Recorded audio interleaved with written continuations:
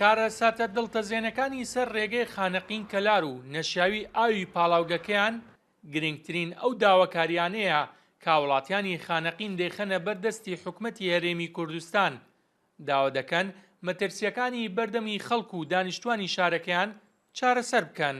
وەکو خەڵکی خانەقین داواکارین لە بەڕێز جێگەری سەرۆکی حکوومەتی هەرێمی کوردستان کە هەمیشە دەستی باڵای هەبووە لە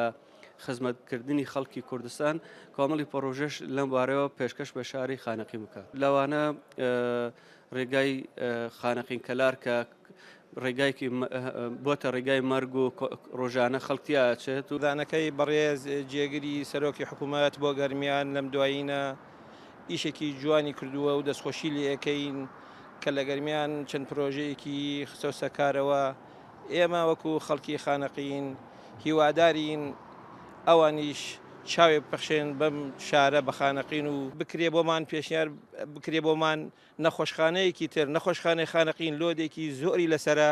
جگەلەوە خەڵکەکە زۆر بووە ئاوارێکی زۆر لەسەرمانە بکرێت نەخۆشخانەیەکی تر بۆمان بکرێت کێشەی کەم ئاوی هەیە ئاوی خواردن ئاوی خواردنی ماڵان ئاوی پاک مهمترین شش لە لامانە ئەو ڕێگەی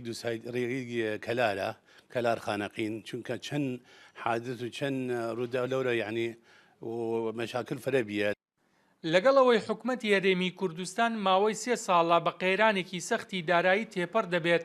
بەڵام توانیوێتی بەپێی گرنگی و پێویستی دەستی خزمەتگوزاری بگەنێتە شار و شارۆچکەکانی هەرێم وەک خەمخۆرێک بۆ دانیشتوانی گەرمیان قوبات تاڵەبانی جێگری سەرۆکی حکومەت لە دوایین سەردانی بۆ گەرمیان بەڵێنیدا چەند پرۆژەیەک دووبارە بخرێتەوە گەڕ و هەنگاو بە هەنگاو پرۆژەکانی دیکە جێبەجێ بکرێت. لەو ڕوانگەی شەوە دانیشتوانی خانەقین داوا لە جێگری سەرۆکی حکومەتی هەرێمی کوردستان دەکەن بێت بە دەنگی داخوازی شارەکەیانەوە. بێستون سەلام، کورسات نیوز، خانەقین.